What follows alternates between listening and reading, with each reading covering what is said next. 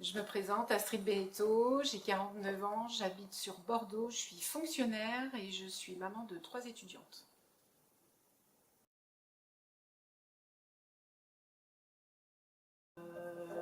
Mes enfants sont en 4e année d'études supérieures et j'ai une de mes filles, Axel, qui est en statut alternant en A126.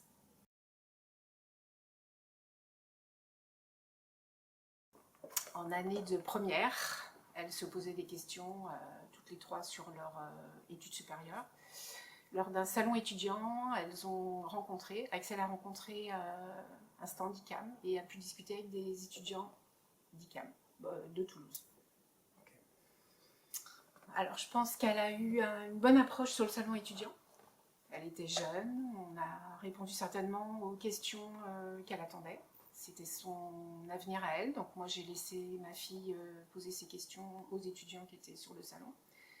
Et très vite, ils lui ont proposé une date de porte ouverte. On est venu de Bordeaux sur le site d'ICAM pour qu'elle visite les locaux de Toulouse.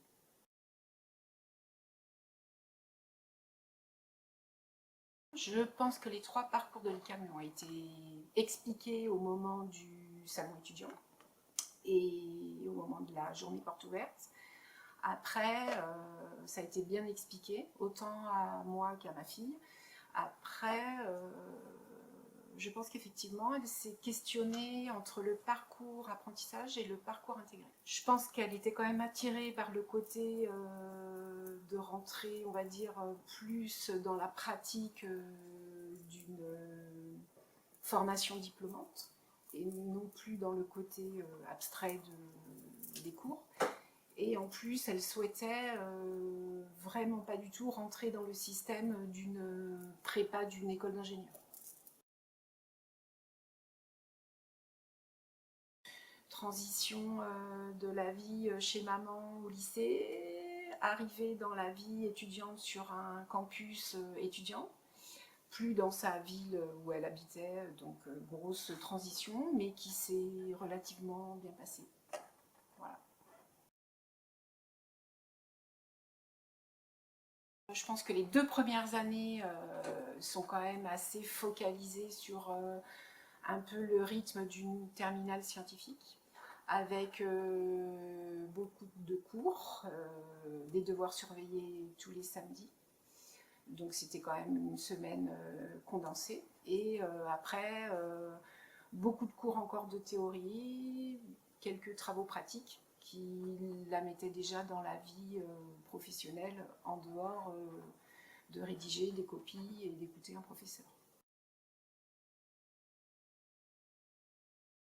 Je pense que c'est peut-être le côté collectif, le côté entraide, le côté humaniste de cette école.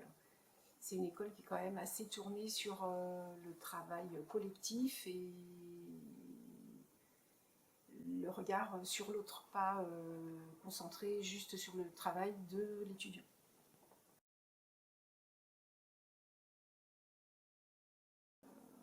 Je pense que les étudiants sont bien formés.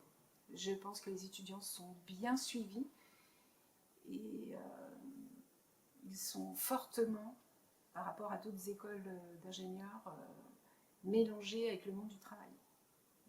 Dans d'autres écoles, je sais que ce n'est pas le cas du tout. Et là, il y a un gros écart avec l'ICAM.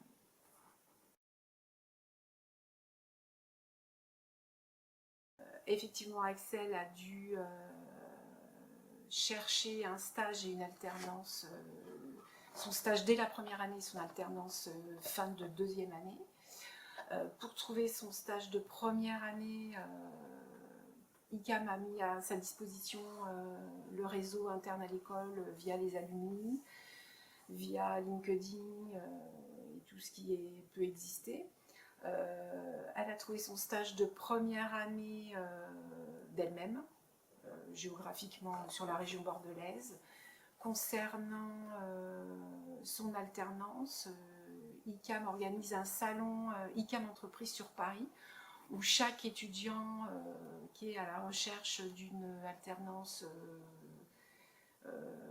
monte à Paris avec sa promotion et rencontre des professionnels durant ce salon qui dure une journée pour tous les sites ICAM de France, donc celui de Toulouse et les autres.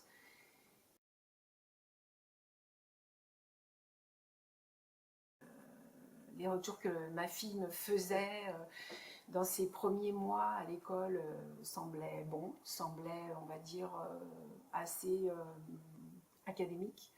Après, je pense qu'il y a quand même une forte émulsion dans cette école. À chaque fois que je venais, principalement le week-end, voir ma fille, qui, au demeurant, les 2 premières années, vivait à la Maille, à la résidence pour les étudiants, je voyais cette émulsion entre étudiants qui s'entraidaient pour leurs devoirs, pour leurs rendus et tout ça, et pour les plus de la vie d'un étudiant qui a quitté papa-maman, je voyais cette émulsion à chaque fois.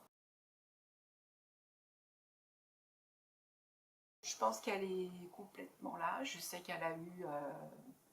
alors, j'ai quand même moins de retours depuis qu'elle est en alternance, puisqu'elle passe moins de moments à l'école. Mais les 2 premières années, très bonne qualité d'enseignement, très bons intervenants dans les cours. Je pense que il n'y a pas de question à se poser sur l'enseignement qui est passé à l'ICAM, pas du tout. Pas du tout.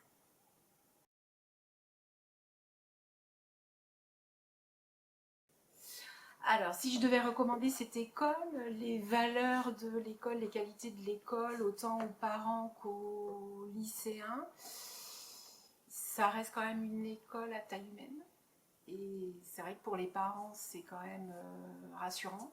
On ne voit pas notre enfant arriver dans une école où il y a je ne sais combien de promos et je ne sais combien d'étudiants. C'est quand même dans un site aussi géographique assez humain. C'est pas un site qui est énorme, c'est en pleine ville, donc les locaux s'y prêtent, l'hébergement sur place et tout ça. Après, je pense que le lycéen, vraiment pour qu'il se rende compte, et ce qui a certainement fait le choix d'Axel, c'est au moment de la visite de l'école en journée porte ouverte. Voilà.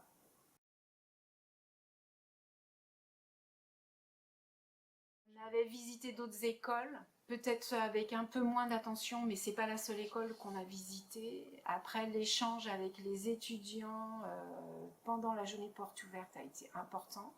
Autant avec des étudiants qui avaient un cycle classique lycée étudiant, ou alors des étudiants qui avaient un parcours atypique. Et je pense que l'échange est quand même autre, parce que du coup on se rend compte que c'est aussi une école qui peut attirer, accueillir d'autres profils.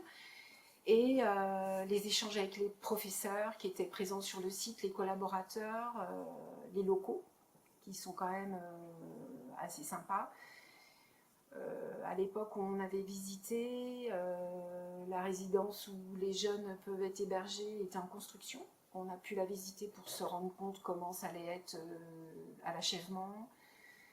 Voilà, je pense que le lycéen, s'il visite avec ses parents sur une journée porte ouverte, c'est la meilleure des choses à faire pour son choix post-bac.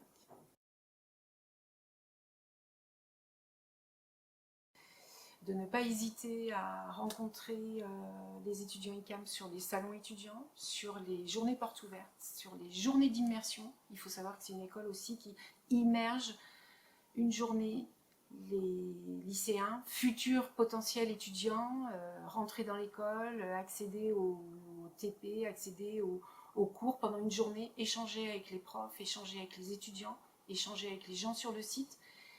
Et rien de mieux que l'immersion dans un site pour mieux comprendre et mieux s'imaginer peut-être dans cette école ou pas dans cette école.